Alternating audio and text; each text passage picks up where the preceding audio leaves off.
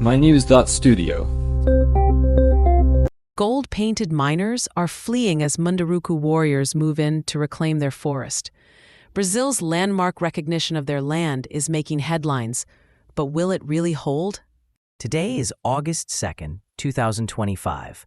Brazil has just recognized the Munduruku indigenous territory in the Amazon, over 178,000 hectares, officially acknowledged after years of conflict.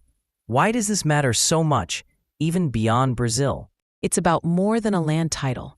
The Munduruku's territory is a vital part of the Amazon, which helps regulate climate and is incredibly rich in biodiversity. Getting official recognition took decades of advocacy.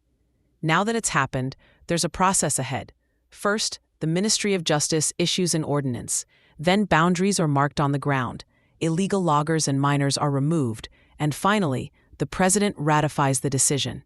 The process sounds straightforward, but we know the obstacles are significant. Political pushback is strong, especially from agribusiness and mining. There's also the temporal milestone concept in Brazilian law, which basically says indigenous groups only have rights to land they were occupying in 1988. Could that slow things down or even stop them?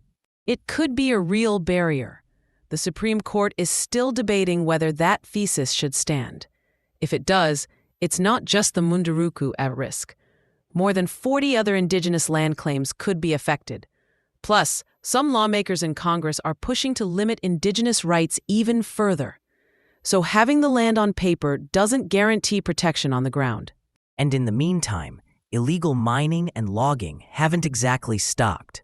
How are the Munduruku and their allies dealing with those threats right now? They're taking matters into their own hands.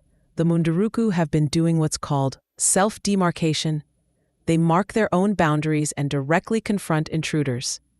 They're supported by organizations like Greenpeace and Amazon Watch, who offer legal backing and raise international awareness.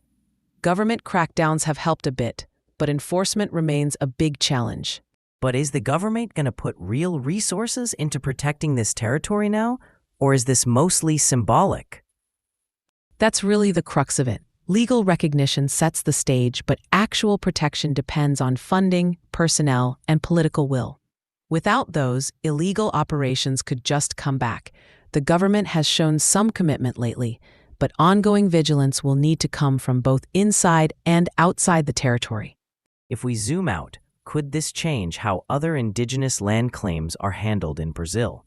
And with COP30 approaching, will this affect Brazil's position internationally on the environment and on human rights? Brazil is under a lot of pressure to take the lead on climate, and protecting indigenous territories is one of the most effective ways to preserve forests. If this process is fully carried out and enforced, it could set a precedent for the 44 other pending land claims. But right now, it's still in progress. Why should people outside Brazil care about this? For example, someone listening in Europe or Asia, what's at stake for them? Protecting indigenous lands is one of the best tools we have against climate change. These forests store carbon and protect biodiversity. The Munduruku's win is a reminder that indigenous justice and global sustainability go hand in hand. Changes in the Amazon have worldwide consequences. So the big questions, will Brazil actually enforce these protections? And can this momentum help other indigenous communities or shape the climate talks coming up? Those are exactly the issues to watch. The Munduruku have shown incredible resilience, but what happens next will depend on legal decisions, politics, and ongoing support from allies. We're back to where we started, warriors reclaiming their forest, but the next chapter is still unwritten. Thanks for listening. Thank you for joining us. This episode was brought to you by mynews.studio. You can try it out now for free. Thank you.